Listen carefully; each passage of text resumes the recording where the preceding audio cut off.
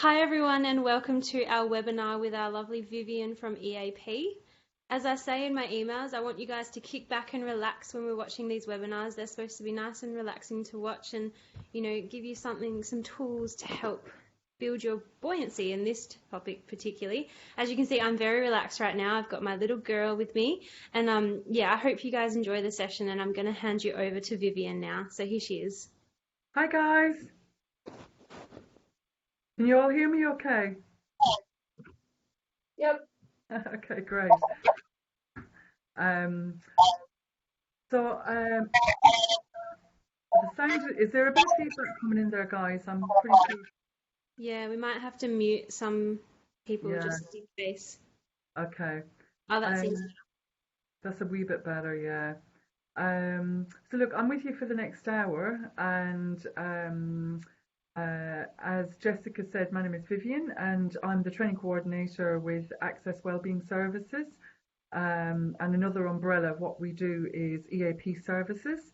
Um, so building buoyancy, like it suggests, is about keeping buoyant and resilient in the workplace in particular. But obviously, we're human beings, so we've got, if you like, things that happen outside of work that we can often end up bringing into work with us and vice versa. But more importantly, what we've got is our history, our patterns of thinking and behaving, and we kind of bring that everywhere with us. So we're going to unpack the heads a wee bit today and look at how things work inside our heads, a bit like deconstructing the engine of a car, if that makes sense.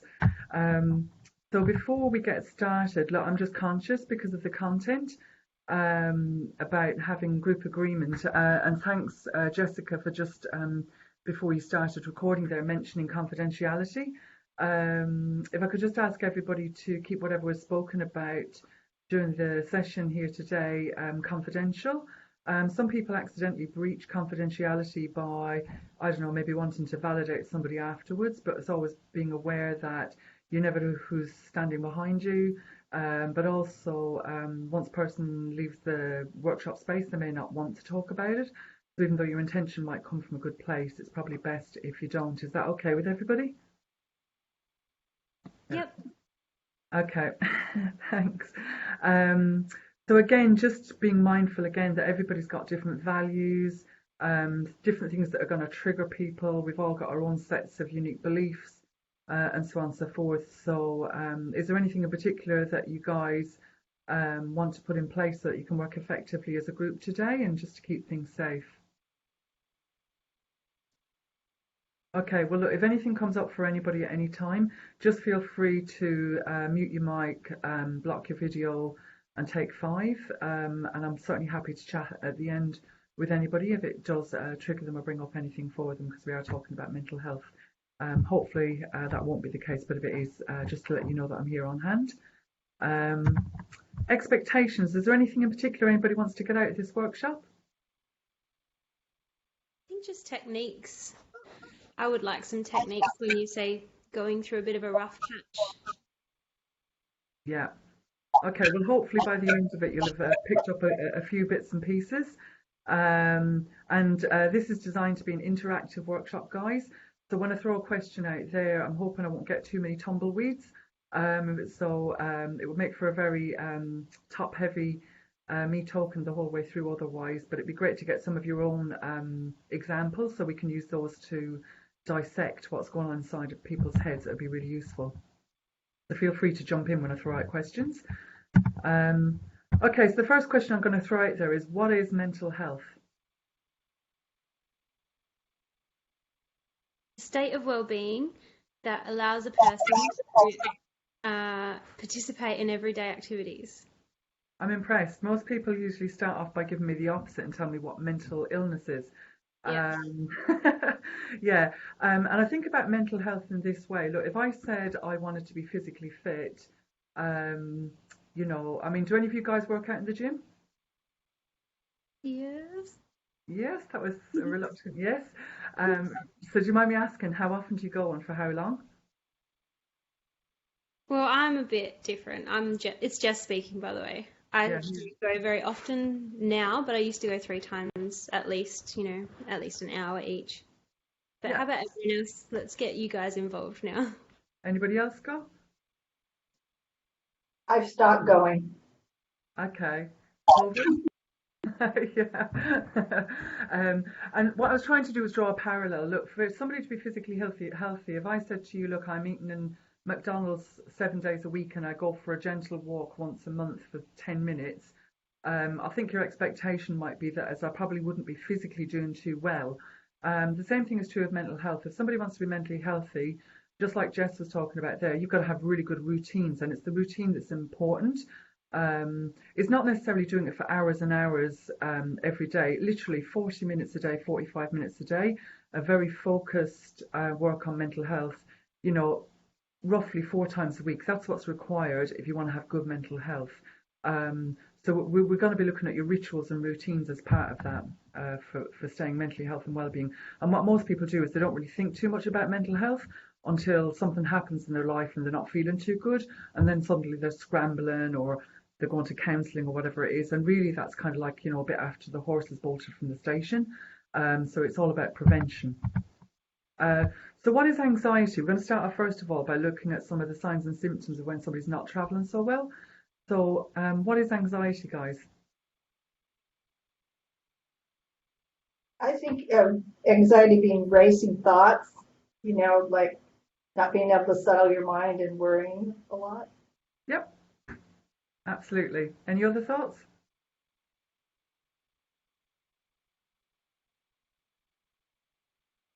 Um, Okay.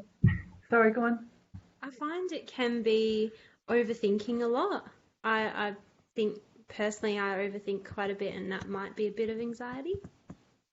Yeah, and it could certainly bring about anxiety if you were thinking about things a lot that weren't feel good things. So I mean, if you're thinking about an upcoming holiday and how excited you were, that's not a bad thing.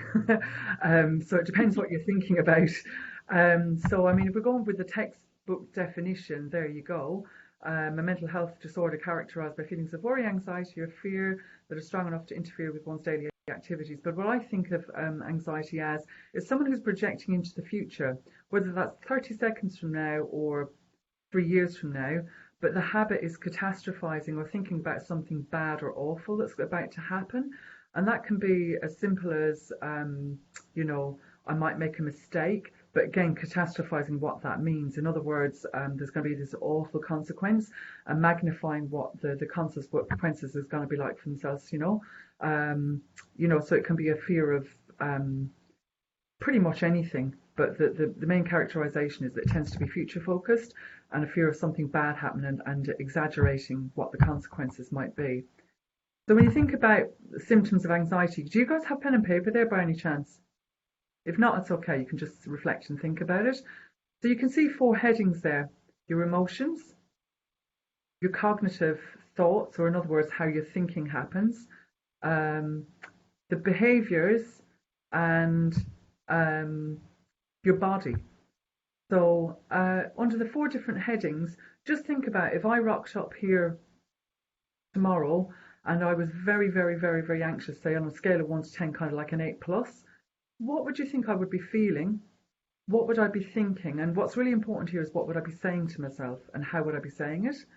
And what would my body be doing? So if you think about your body inside and out, so you've got your heart, you've got your lungs, your breath, and outside you've got your muscles, like how would you hold your face, your neck, your shoulders, any particular body movements I might be making, and what kind of behaviors would I be doing? So an example of a behavior might be I might be a bit snappy. An emotion might be fear, and a thought might be, and again, feel free to use language for this one, guys. Say it as you would really think about it. And the easiest way to identify this is think about the last time that you were stressed out of your head, and you'll very quickly get an example of what kind of things people say to themselves when they're anxious.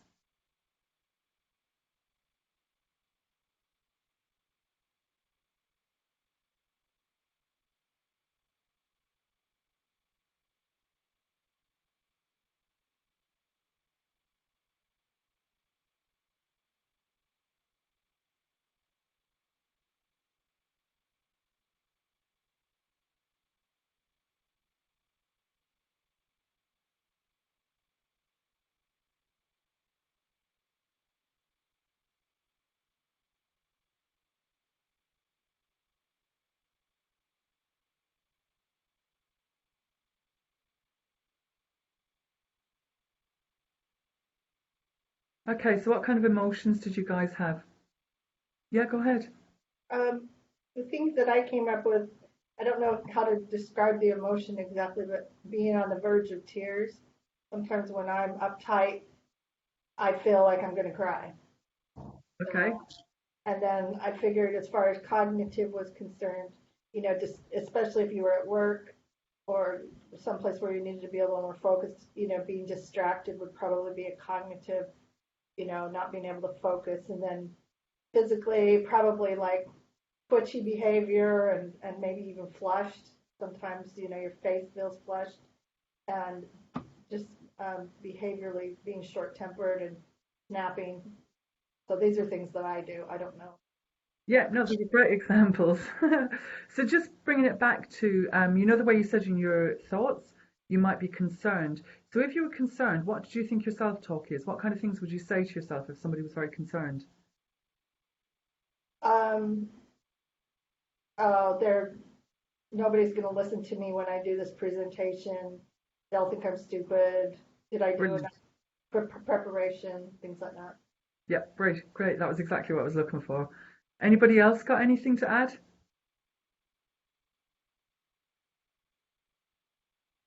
For me, I think motivation in Mm, like not just motivation to do exercise, but like sometimes to just get out of bed, you know.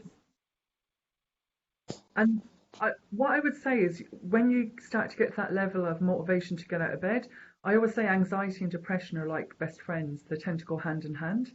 And when you're getting to the point where you can't really get out of the bed, that's probably where you began to slide from anxiety actually into depression. So Yeah. I'm going to take that one and park it and come back to that one. Anything else? I think you would just be sort of inclined to overthink things and second guess yourself and indulge in a bit of panic um, and be really distracted. Yeah, for sure. So when we talk about the emotions of anxiety, is that popping up for you guys as I click it? Yeah. So look, worry is a classic one, which you guys definitely mentioned, and irritability and that nervousness and that sense of helplessness because you begin to second guess everything that you're doing. But the primary one is actually fear. If you think about it, when you're feeling anxious, where do you feel it in your body? Anybody ever notice when you're stressed or anxious? Notice where you feel it in your body? Neck. Yeah, and it's a really interesting condition that some people develop called globus hystericus, where they actually squeeze the muscles in their neck so tightly, they think they've got an obstruction in their throat and they can't swallow, and they present to ER thinking that there's an obstruction there, but it's actually just literally from stress and squeezing the muscles so tightly in the neck. And the other thing is, I don't know if you've ever noticed a tension headache is because you're squeezing the muscles around your jaw, your face, your neck, your shoulders, and it literally causes headaches. Um, yeah. And where else in your body do you think you feel anxiety? One thing for me, I always feel stuff in my face. Oh, that's interesting. I Whereabouts? just kind of my face and neck. I get really warm, so maybe that's more. Maybe that's not emotion, but my face starts to feel tight, or maybe like how you feel just before you start to cry. So my eyes sort of feel funny. No, it makes perfect sense because your skin starts to flush and because you're squeezing muscles with tension, because that's one of the classic things that we do with our body when we're stressed or anxious is we squeeze muscles because they're all tense. So if you think about it, you're locking your face, so you're likely to get twitches, spasms, all sorts of funny little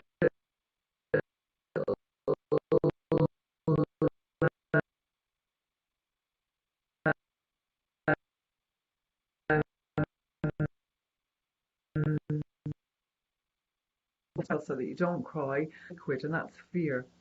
And I don't know if you've ever noticed, but it has a circuit, it goes up and over, and that's why people will often describe as feeling nauseous when they're anxious because it actually travels a circuit of up and over, the fear loop. Just a quick tip, if you ever find that you're feeling anxious like that and you have that fear loop, by just visualizing that loop reversing going the other direction, it neutralizes it. So it's just a quick tip for helping you if that ever happens. So yeah, so I mean, they're the primary things that somebody would be feeling. and in their body. What else would you notice about somebody's body if they were extremely anxious? What about the heart? What's happening with the heart? You Go on, have a Susan. rapid pulse. Yeah, some people even think that they're having a heart attack. Yeah. Shortness of breath. Do you ever notice some people kind of get like a leg twitch? They can't sit still. That kind of like it's almost like they're ready to pounce off the chair or whatever. Again, it's that real kind of uptight, kind of nervous, fight or flight kind of response. Um, uh, what else? Sex, bad news. Libido tends to be impacted when somebody's very anxious. What about appetite? What do you think happens with appetite? For me, everything increases my appetite.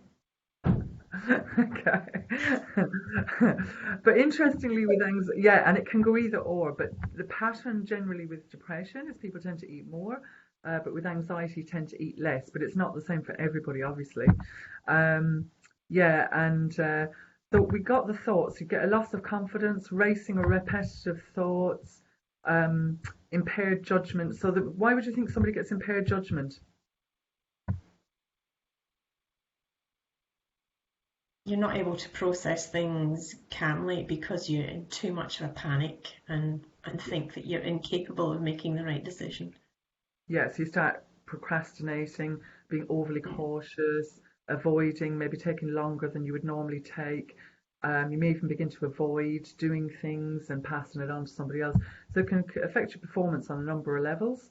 And of course, then it's that vicious cycle. And of course, the hypervigilance is a bit like watching a scary movie and then going down a back alley and you can hear footsteps behind you where you know, all your senses are on alert. So it's a bit like that, except for the things that you're afraid of are just the ordinary everyday things or whatever it is that you're feeling anxious about. Um, so muscle tension, tightness in the chest, dizziness or lightheadedness, some people even faint, and changes in appetite and libido. And behaviourally, yeah, why would you think there's social withdrawal? There's two ways that that can happen. Why would you think it is?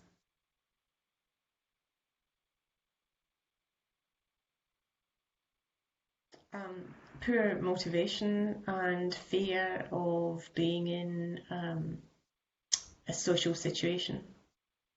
Because, Uh, Takes you out of your comfort zone, perhaps. yeah, so if it was social anxiety in particular, well, then you're going to be avoiding being around other people. But if it wasn't social anxiety, um, because the person becomes so locked on to thinking about whatever it is that they're stressing about, they can't really partake in what I was referred to as like normal conversations.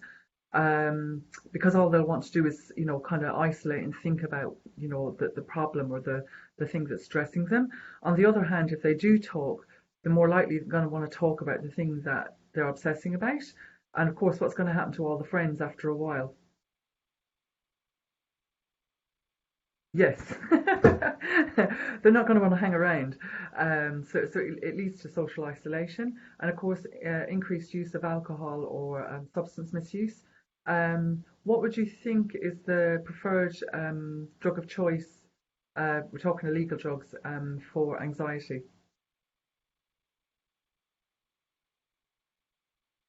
Marijuana. Yeah, why?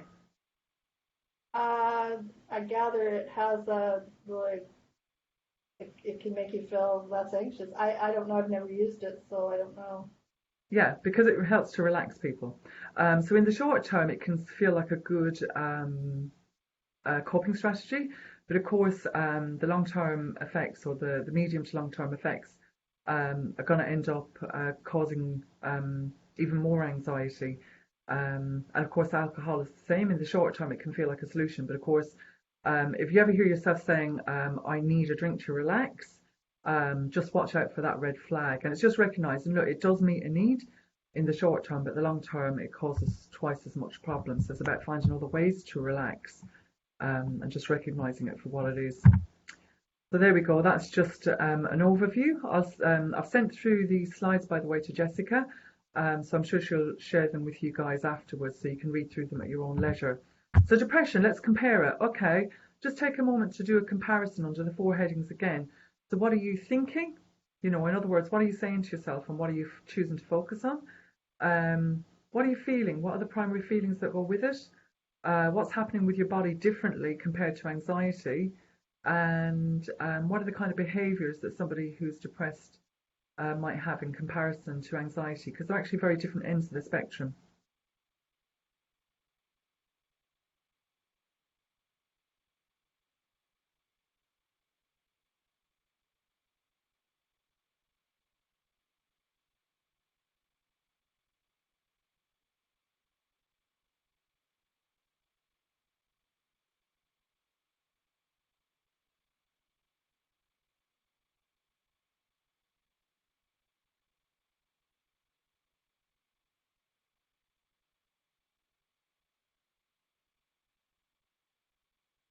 Okay. So again, if we were going for the textbook definition, depression is a mood disorder that causes a persistent mood of sadness and loss of interest, and also major depressive disorder or clinical depression. It affects how you feel, how you think and behave, and can lead to a variety of emotional and physical problems, and you may have trouble doing normal day-to-day activities. But when you think about it in simple terms, what is a person focused on when they're depressed? For me, I think of depression as sadness as opposed to anxiety being fear. Correct. I mean, fear can come with depression, but the primary emotion tends to be sadness. It's like a flat mood that goes with it compared to if you think about the energy of anxiety, it's a higher kind of like highly strung kind of energy, like fight or flight. Where if you think about depression, it's a much flatter, lower kind of energy attached to it, and sadness. Any other ideas about what somebody is feeling if they're depressed? Sorry.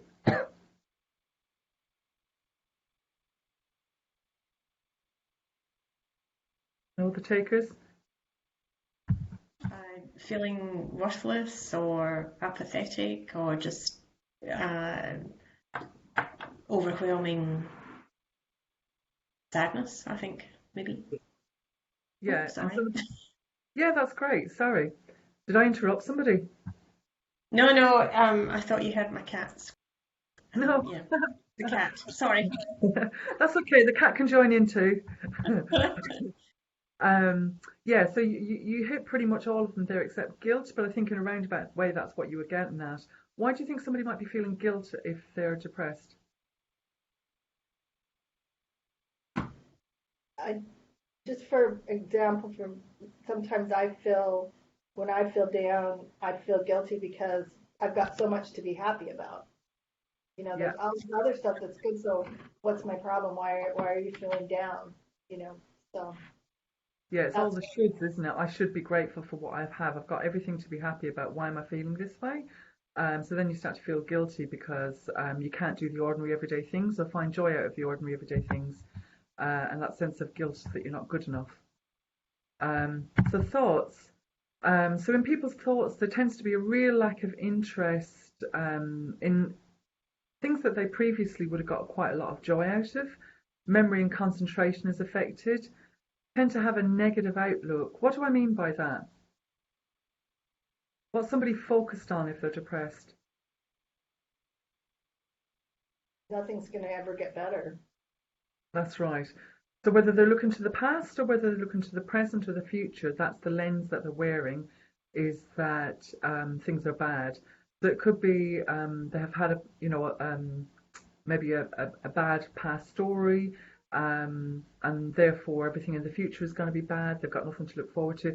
So somebody give me an example about what somebody might actually say to themselves in their self-talk if they were depressed.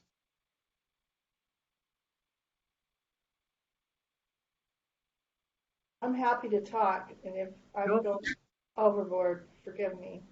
That's no, what working from home. I don't get to talk to people much. Um, I just think a lot of times it's the self talk is just like you're so that's you're so stupid. Why did you do that? Or it's never going to get better, and you should just give up. Sort of. Why do you even try? And all these other just all this kind of down the toilet sort of. Yeah, they were perfect examples. That's exactly what I was looking for. And what was really interesting there is you used a language pattern that we're going to be looking at in a minute. They're called generalizations. So when you hear yourself saying words like never, always, all the time, nothing, they're like a pattern that people tend to use when they're depressed, which encompasses all situations everywhere all the time. So they put that hat on it and they begin to, yeah, generalize that this is always the way it is. But the lens, if you like, that somebody's looking through when they're depressed is based on things being hopeless, things not going to change, and that you know that they're not good enough in some shape or form, but also perhaps feeling that the world around them is not a good place to be either, or the people around them are not good. So it's that real negative outlook that comes with it.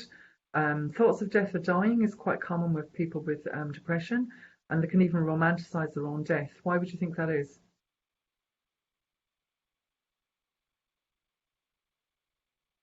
Go on. I I know that sometimes it's like, especially if somebody's hurt you and you're feeling depressed, if I died, then they'd feel bad, and then, or they'll love me when I'm gone, and they'll know Good that at they. this. So I just, well, and that, you think about it with teenagers, talk about romanticizing things. That's always, I think in that brain, the finality of death doesn't compute, and so it's like, it's almost like a not, a fiction story when, I'll commit suicide and then the world will be a better place. And Yeah. So it tends to go one of the two ways you just mentioned. One is that almost like payback. You'll be sorry because you've treated me so badly. So it's almost like yeah, really craving and wanting that connection with someone to care about them. And they see that finality of death being, that epiphany that people have that, they should have cared more about them, and then they'll be sorry. So there's almost like that two whammy side of it. But also there's that sense of being a burden on people and wanting to release people from the burden of having to tolerate them day in, day out. So it tends to swing both ways. So yeah, that's exactly how it plays out. So physically, change in appetite, as you identified earlier, people tend to eat more when they're depressed, not always, but generally. What do you think happens with the sleep?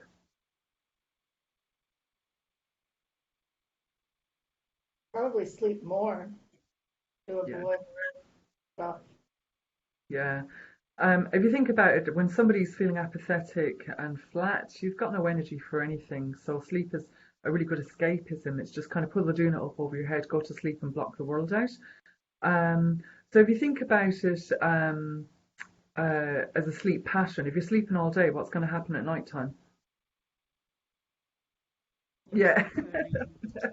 And of course, that's when the rumination starts, so the overthinking, and you get this vicious cycle then of insomnia, just to add to the party.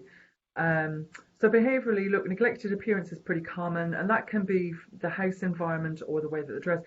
And what you're looking for is pattern changes. Look, if you notice suddenly you're normally, somebody who jumps in the shower every morning, puts the makeup on, does the hair, and suddenly you couldn't be bothered doing that, that can be actually a really early indicator. It could be just that you're busy, but it's an interesting one to watch out for. But often people judge people when they go into their homes, or they smell BO off of somebody, and not realizing that actually that can be a classic symptom of depression, where really they just literally don't care about their appearance any longer, and they just don't have the energy to take care of even the most basic stuff. Um, Social withdrawal, the same thing as with anxiety. What's the first thing you do if you're feeling a wee bit depressed, guys?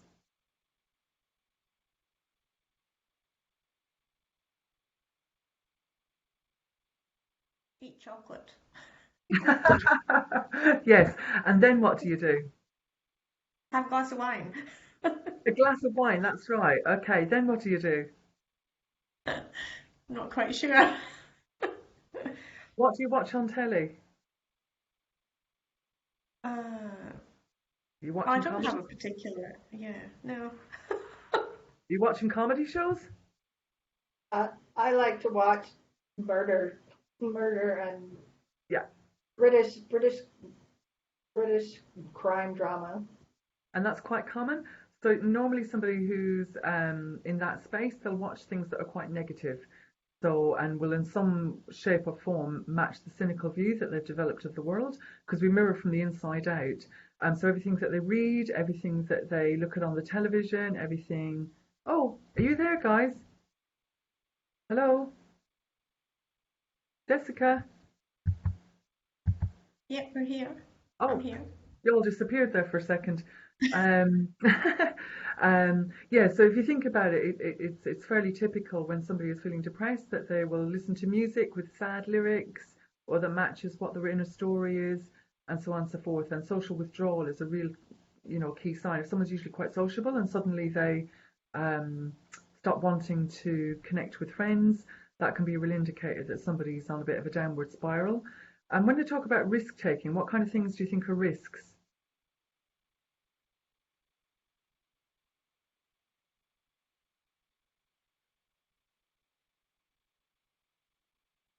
Not being as careful as they should be when driving or doing other activities. I don't know, just Yeah, driving no, fast. that's a fairly typical example because if somebody's got to the pointy end of the stick where they're considering suicide, they no longer care. So, I was, but I was yeah, kind of thinking, would that sort of behavior too be like sleeping around, like meeting up, yeah, hooking up with people just to yeah, kind of dull the ping? yes, absolutely. Because your self-worth becomes so low, you stop caring about yourself and putting a worth on yourself. So that's one side of the risk taking. But depending on where you are, if you like, on that scale of depression, it can be as simple as I don't have any self-worth, so therefore I'm doing behaviors that normally I wouldn't have considered okay for myself. Um, so we tend to drop our standards, if you like, about what's okay for us. But then when you get to the stage where you no longer care whether you live or die, that's when the high risk behaviours start to come in, and that's where self harm, suicide attempts, and so on and so forth. And that's closely linked with that sense of hopelessness. In other words, I can't see a way out of the pain, so I consider suicide as an option because it seems a way to stop the pain. Of course, it is an option, but if somebody was thinking clearly, they would realise actually there's other options, but I'm just not considering those right now because I'm not thinking rationally or clearly. And that's why it's so important to seek support sooner rather than later, not letting it get to that, if you like, pointy end of the stick, and making sure to have those conversations with people if you do suspect they're not travelling so well. Because sometimes we avoid having those conversations because we don't want to be intrusive or we're not quite sure how to say it. So it can be, literally make the difference between life and death. To have those conversations with people. So look, that's the sad side of it. Okay. The good news is there's neuroplasticity. Are you guys familiar with neuroplasticity? Yep. Okay. Anybody else familiar with neuroplasticity?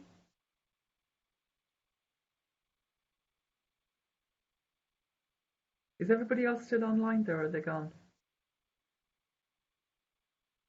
I think they're all just over there. You're still there? Yeah. So, anybody else familiar with neuroplasticity, guys?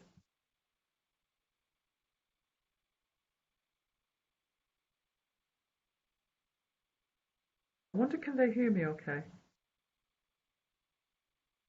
Okay, I'll keep going and just assume that they can. Jessica, can you hear me okay? I'm beginning to wonder if I lost people.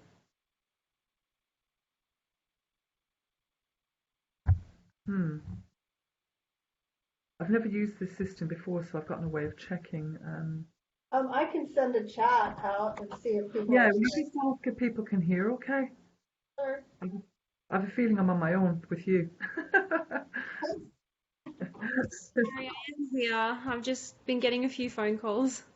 Ah, that's okay. Do you know if the rest of the guys are still there or are they gone? Yeah, there's still a fair few people in. They're Oh, probably is just there? in the background though. Sometimes these topics can be a bit tricky. Yes, of course, yeah. Um, okay, so we're on to neuroplasticity now, guys. And for any of you who've never heard of neuroplasticity before, look, this is only something that's really, emerged in the last 20 years or so. And it's just recognizing that our brains have the ability to, if you like, to rewire itself or to learn new things. So if you think about somebody who's ever quit smoking, stopped biting their nails, or took up a new habit, every time you form a new way of doing something, if you think about it, you formed a new neural pathway in your brain.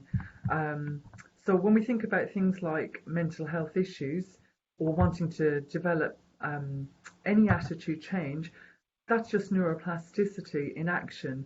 It's where you learn to look at the very specifics of things like, what am I saying to myself? What am I focused on? What tone of voice am I saying it in? How am I holding my physiology? What behaviors am I doing? It's really looking at the minutiae of that and recognizing that if I do a different pattern, I can actually then begin to forge a new way in my brain, or a new neural pathway.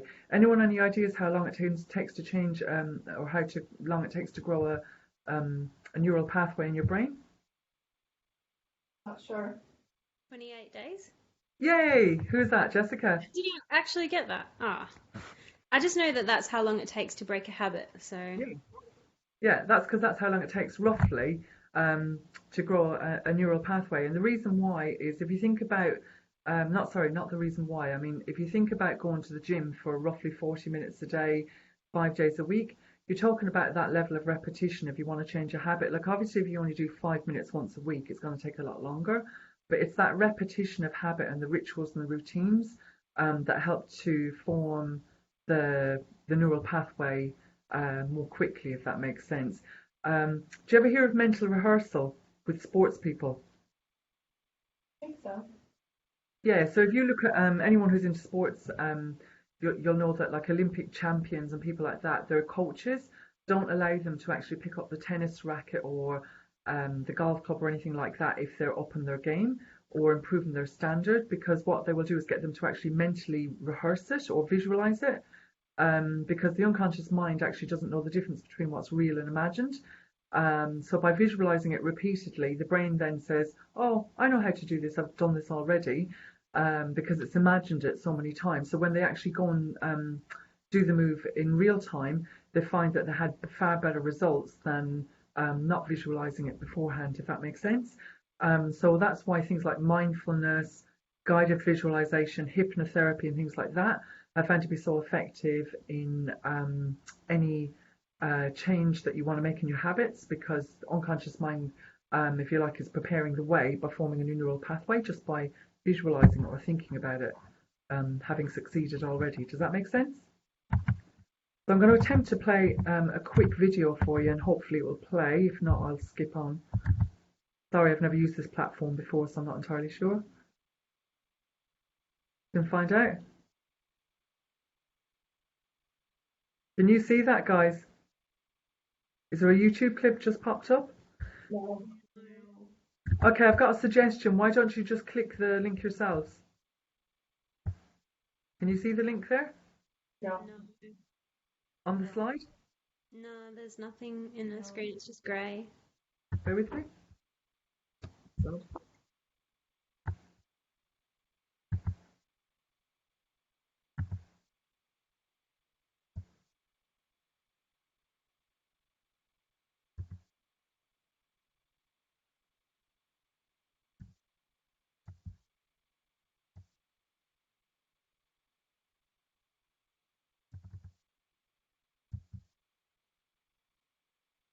Now my PowerPoints have disappeared. Can you see the slides still, guys? No. Can you see it? Yeah.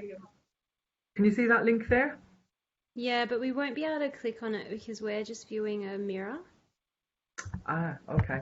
I'll just skip it, and in your own time you can watch that. It really just explains about how neuroplasticity works. And the basis of it is that the more you, if you think of it like if you had a digger and you were digging out a road, initially you have to push quite hard to form a pathway, but as the road widens it gets easier and easier and easier. So it's a bit like that with your thought pathways. The more often you do it, the easier it becomes, and the less often you do it, if you like, that road then begins to if you like, close up. So that's the equivalent of what neural neural pathways are about, neuroplasticity, and just recognizing that with neuroplasticity you can change your habits, including um, anything that's an unuseful thinking or feeling pattern. Thanks. You guys, yeah, go ahead. I just said I'll send that link out when I send the recording so that people can click on it. Okay, thanks. Are you familiar with cognitive behavioral therapy, guys? Yeah. Yeah? No? Some of you are, some of you aren't. Okay, so CBT, or cognitive behavioral therapy, as psychs we use this all the time in client work, and really it's, if you like, it's built on the foundations of neuroplasticity, because it's recognizing that as human beings, if somebody rocks up for therapy, they're usually coming because they don't feel so good. I feel depressed, I feel anxious, I feel stressed, I feel unhappy, I'm feeling like I'm lacking in confidence, or whatever it is that's going on. So it's a feeling that usually brings them to a session. And what we're educating people to do with CBT is recognizing that you can have a lot more control over how you feel than you realize.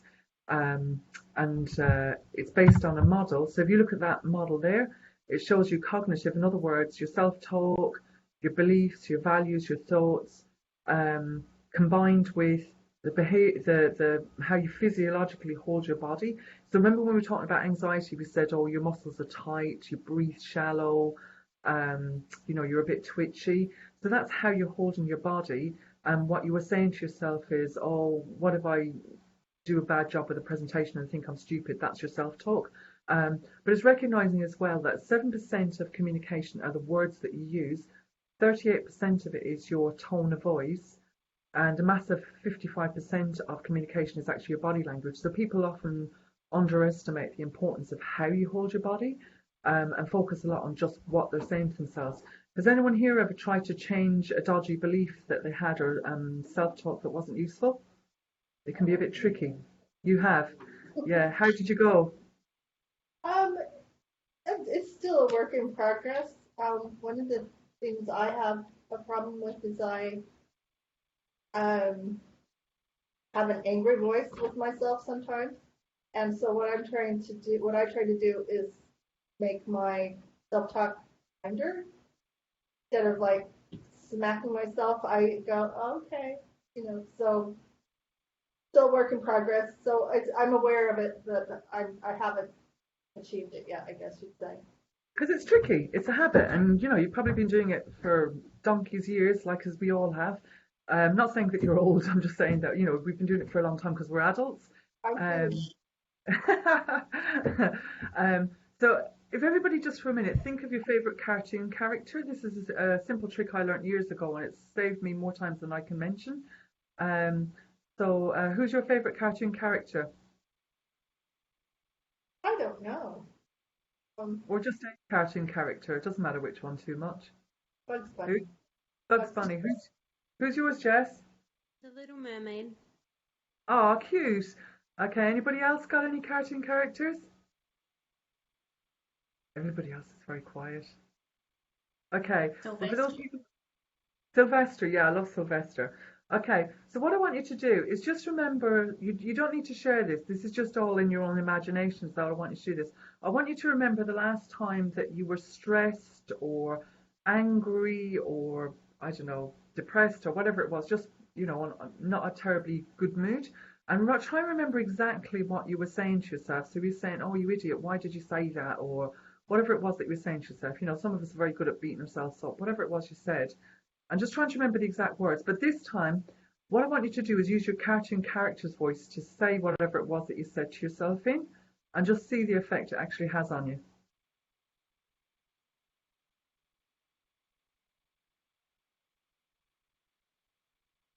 And what most people will find is that actually, if it doesn't make you laugh, it will at least neutralize the feelings, because it changes 38% of your communication with yourself, because it's changed the tone of voice, but also the use of bringing in a humorous character. It's the equivalent of getting a nail and scratching it through a CD. For those of you who know what a CD is nowadays, I don't know, do you even have CDs anymore? So it actually scratches the record in your head, or the neural pathway. So the next time you find yourself, using negative self-talk, just swap it for the cartoon character's voice. It's one of the quickest ways to actually change the way you feel or change the hold or the power it has over you. So if you can't change the words, you can at least change the tone of voice. Um, so the other thing is physiologically is changing the way you breathe, because how we breathe has a huge impact on um, how we feel as well. Anybody ever hear of the Alexander technique? No? Well worth researching if any of you get a chance. It's a really good system or model for teaching you how to breathe more effectively. But the breath pretty much controls every emotional state that you have. So being really aware of how you breathe. So if you think about it, when you're anxious, you're breathing from up here. It's kind of like a constricted breath. And when you're depressed, it's almost like a non-breath, isn't it? It's so shallow or so deep. It's almost like that difference between falling asleep and that last part is such a kind of a low level breath. Oh yeah, here's a fun bit of information. Did you know that apparently, don't quote me on it, Botox is good for depression? Any idea why? It freeze something? Yeah, that is exactly why. Because again, just to emphasize, physiologically, every time we produce an emotion, we're moving our body in a particular way. We're not doing it consciously, it's unconsciously. But what they found was if you paralyze the muscle here above the eyebrows, there's a millimeter between contented and depressed. So by paralyzing that muscle, it prevented the eyelid from dripping down into the position that the face tends to go into when one's depressed. Now, obviously, it doesn't have a major effect, but it had some effect. So I was doing some research on it. I thought it was an amusing piece of information. But yeah, just emphasizing that's the importance of going for a walk, doing things like yoga, doing things like, going for a run, whatever it is, to try and physiologically get your body moving differently, particularly when you're not in a particularly good emotional state. And when you're listening to music, make sure it's upbeat music, uplifting music, something that's going to actually influence your heartbeat, if you like, to be in sync with a joyful mood, if that makes sense. Because sometimes people put on music, but it's like, hardcore, heavy metal, or it's the depressing, low, slow songs, and that's just going to actually make you feel worse. But physiologically, dancing is really, really good for your mood as well. So there's a simplified model of it. Basically, what you choose to focus on. If I was to ask you what were you focused on over the last week, what would you say?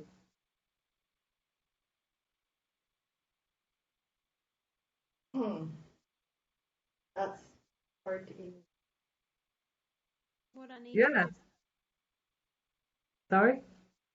Things Yes, that I need to do. I feel like I'm focused a lot on what I need to do and not focusing on the now. Ah, interesting. Okay. And that's really good self-awareness, and that's why it's so important to be aware of what you focused on, because that's going to produce your emotional state, and every emotional state that you produce is driving your behaviors in life. Um, so the more aware you are of what you're choosing to focus on, the more purposeful your emotional states will be. Um, so most people focus on roughly 5 to 6 categories per day, and we tend to repeat patterns on a daily basis. So how do you know? Check out your conversations with your friends on a Friday night. What you'll probably notice is there's patterns. You tend to talk about the same things with your friends week in, week out. Roughly every 3 to 5 years, most people will have a major life shift. They make some major changes in their life. It'll all settle back down into a routine again, and on you go for another kind of groundhog day for a number of years. That's the way we tend to be. So it's just being aware that we are creatures of habit. So if you want to make a change, it's being purposeful about what you choose to focus on is really, really important. And goal setting at the beginning of your week and planning and being purposeful about what you're focusing on and the way that you focus on it. So do you ever notice if you buy a new car, let's just say it was, I don't know, a Toyota, suddenly everybody's driving around in the same car that you have? They were always driving around on those cars. The thing is, your brain deleted it previously that, but because you started to focus on it, what your brain did then was creates a filter so that it allows you to see it in your environment, because there's literally millions of bits of information coming out our brains all the time, and your conscious brain can't possibly deal with all that information. It's too much. It would go into overload. So what our brain is capable of doing is focusing on the things that we program it to see. In other words, what we choose to focus on or think about In other words, roughly 6 to 8 things or categories per day. So one is a checklist, one might be the holiday I'm going on next month, the next one might be, um, I don't know, cleaning out the house for a rental inspection. The other one might be, do you know what I mean? So they're like categories of things that we focus on, and and within each of those categories, it's like a filing cabinet. There'll be files that go into each of those categories, and that's your self-talk. In other words, the specific words you say to yourself when you're focused on those topics, combined with how you hold your body and how you breathe, is what the combination of the three will produce your emotions, and all of your emotions will drive your behaviors in life. So if you want to change how you feel, what do you change? How you think. Yeah, pretty much. And Sometimes what? how you act. Huh? I was thinking how you act, maybe just consciously changing some of your behaviors, even if it's not the natural tendency, maybe it helps your Yeah, thoughts. and actually, you've made a really good point there, because I often have people come to me and say, "Hey, I don't feel confident enough to do that, but when I get more confident, I'll do that." And I actually say to them, "Actually, do the behavior, and the confidence will come after." It doesn't work that way. The feeling will come after you do it, because you're provided with that evidence, and then your brain will go, "Oh yeah, I did do this. I'm good at it, or I managed to do it," or whatever story that you feed yourself, and therefore then it will provide you with the feeling to go with it. But it takes roughly 21 to 30 days to change a neural pathway in your brain, so the feelings won't necessarily come immediately, but it's to continue to do it, and the feelings will then kick in once the neural pathway has formed. So it's doing it a bit like going to the gym. You're not going to get a six pack after 30 minutes. You have to go every day before you see the results, for a couple of weeks. So we've got filters in our brain, and that's a very complicated, messy looking map. But essentially, if you remember, we talked about, with the pattern of anxiety, somebody catastrophizes. With a pattern of depression, somebody generalizes. And what this does is it breaks it all down and recognizes that every single human being on the planet has these filters. But one of the most important ones, I think, is the cause effect one. In other words, this means that. And that's the story that we tell ourselves. So in other words, if I said to you, if it's raining outside, is it miserable or is it refreshing? What would you say? Refreshing. Okay. Any other takers? Okay, it's neither. It's H2O. The other two are just perceptions. In other words, the meaning that you give it. I interpret it as being refreshing because ... and my story, the reason why I believe it to be refreshing. Or it's miserable ... because ... and the story I choose to give it. That neither are right or wrong. They're just perceptions. And every single thing that we do in life, we're running through that filter. What does this mean? And we'll base it, what it means, on our primary beliefs. So if I believe Jack from down the road is an awful old, give me an Australian bad word, guys, for somebody who's not very nice. What's the word that you would describe, if we're being honest in our head, the kind of things we really say to ourselves? I just think tosser, but that's probably Tosser, not. that will do perfectly, thank you. Right, so if I thought Jack's an awful tosser, and Jack smiles at me coming up the road this day and says, "Hello Viv, how are you?" What would I be thinking in my head? Tosser. Tosser. But he just smiled at me and said hello. So what would I think that means? What does he want? Yeah, I think he's up to something, because I believe he's a tosser. So despite the evidence that he's just did something nice, he said hello, perfectly friendly, smiled at me and said hello, what I will do is distort and delete the evidence to make it fit what I believe to be true. And the same thing is true of pretty much everything we have in life. So if I believe I'm a useless lump, and I'm not worth a piece of poo, and I can't get anything right, if the evidence comes to me, somebody might give me good feedback and say, "Hey, great job, Viv." What am I going to think? Not really. Why? What was the nice? Go on. I just always worry, I think, oh, they don't know, I'm not that good. They just didn't look at it that closely. There you go. So you'll provide a story for yourself to make it fit what you believe to be true. In other words, you'll distort the evidence and you'll delete the evidence and you will make it fit. And that's what we do. There are filters. So your beliefs are really, really important, because what we do is we'll just store everything in our world around us, and that's what they call sabotage. In other words, I'll stuff things up for myself, even though I'll have plenty of opportunities, because my beliefs are driving me to make things fit what I believe to be true. So another example of that might be somebody who, let me think. Give me another dodgy belief. Somebody, give me a dodgy belief somebody might have.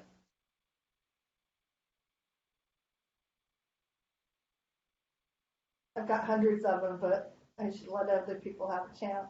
Yeah, I can't think. I'm sorry. Well, Um, I just, I think, I don't know how it is, if this is right, but your physical appearance. I'm ugly, that just, and somebody might come and say, oh, you've got a nice haircut, or I like that color on you, and you're like, oh, but yeah, but it was this and that. It just kind of discounts the compliment, kind of throws it away. yeah, perfect example. Body dysmorphia is a prime example of that. So no matter what somebody says to you, you're going to distort what they say and delete what they say to make it fit what you believe to be true. They're just saying that to be nice, or they're being disingenuous. They just said that, but they really think my hair looks awful, or we'll come up with a story, because this means that the story, we make the story fit the belief. And that's why it's so important to evaluate your beliefs and dissect them until you really get to recognize what your patterns are, if you like, or your dodgy thinking habits, because they will pretty much guide your life. So I'm going to skip past these slides, but it's essentially going through what we just spoke about. So just take a minute, guys, to think about what's your self-talk. Think about your dodgiest thinking habits. You're not sharing these with anybody else. It's just for your own reflection. What is it that you say to yourself, and how do you say it? So I'll give you an example of one of mine. I lost 45 kgs last year. Prior to that, I always used to say to myself, I look pretty good for my age. I mean, when you get to my age, nobody really looks like that picture of model kind of looks anymore anyway. That's absolutely normal for somebody my age. So you can see any opportunity I had to lose weight or look good was not going to happen, because my belief was I was old, and that's the way old people look. So try and think about your own dodgy patterns. What's your dodgiest belief, if you like, that is an obstacle in your life? And just take a minute to think about how you say it to yourself.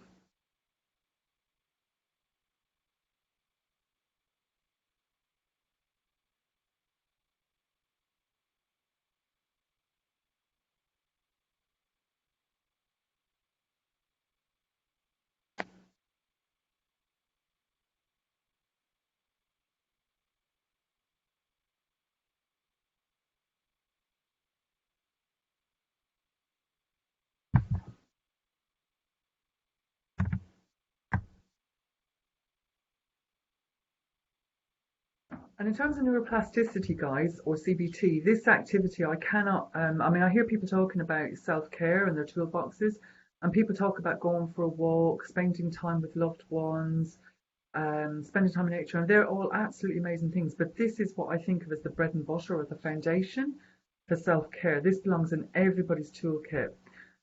If you want to change an unuseful thought habit, this is the one to do, because it's about building it into your rituals and routines. So setting a alarm to go off at least 4 times a day, or as many times as it takes, and each time just asking yourself, what have I been focused on? How has it made me feel? What have I been saying to myself?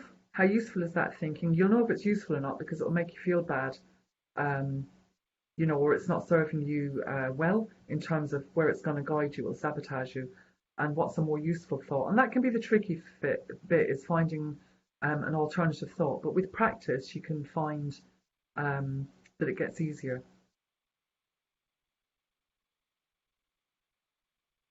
Again, I'll be sending these slides through, so you'll be able to get that down. And just as a little tip, guys, you can actually get these questions on a photocopier, reduce them down, laminate them, and put you on your key ring, or you can just put them into your phone so that you've got them there all the time. And that's one of the quickest ways to build a neural pathway in your brain and change dodgy thinking habits. Again, if you've got a problem, there's only two things you can do, something or nothing. If it's something, get about the business of doing it instead of procrastinating and overthinking it. If it's nothing, it's get about the business of accepting it.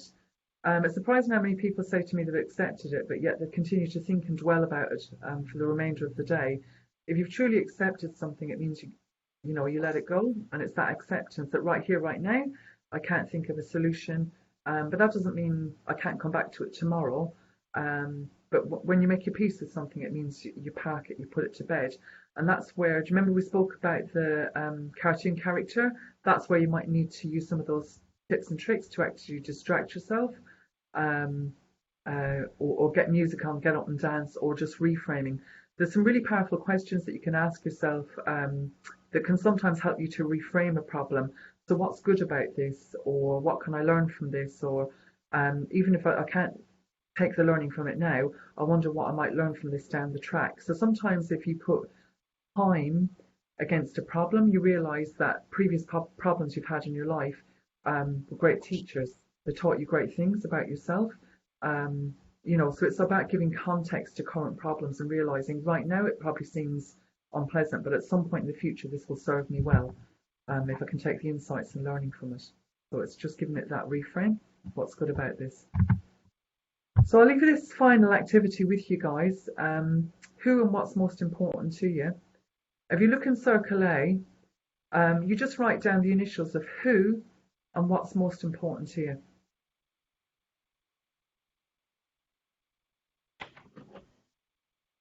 So just the initials, so you can just write them down in shorthand.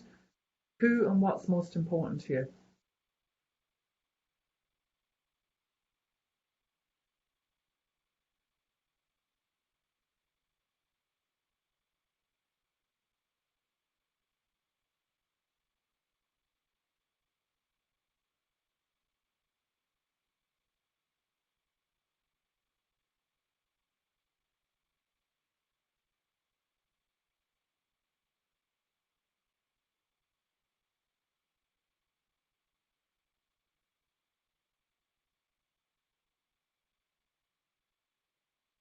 And then in the outside rectangle, write what's not important to you or who's not important to you at all. So for example, I might put my ex-husband out there.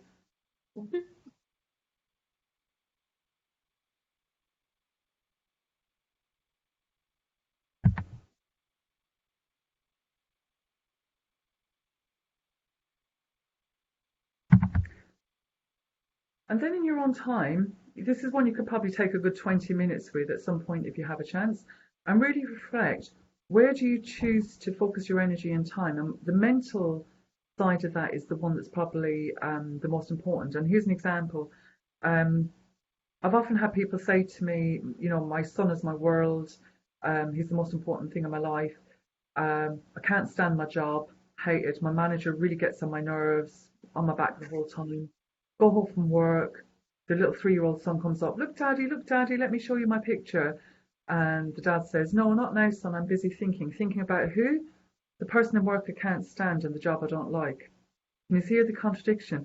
So what's really important is recognise that sometimes what we choose to spend our thinking about is not on who and what's most important, and the weekends can just go by in a blur of housework or Netflix escapism, when perhaps maybe the thing you love to do most in the world is go fishing, or I don't know what it is that you love to do, or fighting with your loved ones, the people that you're saying you love most in the world. So planning in time with the people that you love and doing the things that you love will bring far more joy and satisfaction into your life. And I can't emphasize that strongly enough. For anybody who's unhappy, doing more of that will improve your quality of life immensely. That there is nothing more important than living life according to your values. And also, just first thing in the morning as a tip, do you all do the gratitude list first thing in the morning? No? Oh, it's a really good way to train your brain. You start the day by thinking about 10 things that you're grateful for in your life right now. So I do it every single day. My kids do it with me. We all do it here in work. And the idea is that, what you train your brain to focus on, you wake up in the morning, you fall out of bed, and your mood's at the whim of the universe. If there's bad news on the radio, it sets you off in a spin. Whereas it's being purposeful. It's saying, no, I'm choosing to start my day by being grateful, because it trains your brain to be positive and to look for what's good in you and around you, and be grateful for, it could be a cup of coffee, it could be your kids, it could be your health, it could be your job, it could be your car, crickets and the frogs outside, whatever it is for you, and try and every day change it up a little bit, because then it helps you to realize actually how much in your life is actually going well, or that you're happy about. And perhaps as a finishing thing at the end of each day when you leave work, rather than do a checklist and a last fling of the emails, spending 5 to 10 minutes to actually reflect on how you feel, and just putting rituals and routines in place to actually take off your work hat and put on your home hat. So you're shifting down a gear. It's the equivalent of putting on your night clothes when you go to bed. So having some kind of a ritual or routine before you leave work is really, really important in terms of boundaries, so that you don't end up sitting thinking in the car going home about work and continuing to do checklists in bed at night when you get home. So that you're actually having your downtime with the people you love, doing what you love, not actually bringing you home, because you might as well have stayed in work if you're going to be thinking about it when you get home. That turns into a 12-hour shift instead of a 7-hour shift. Does that make sense? Okay, thanks a million, guys. Sorry, I have run you over by a few minutes. I hope you took something useful out of it, and I'll actually send through a link to Jessica for a really good hypnotherapy piece that I use quite a lot, and it helps with neuroplasticity for visualizing how you want your life to be, and changing any emotional habit that doesn't serve you well. Okay, thanks a million, guys. Thank you, Vivian. That was excellent. Thank you, Jessica. Thank you. Bye bye. Thank you. Bye. See you later.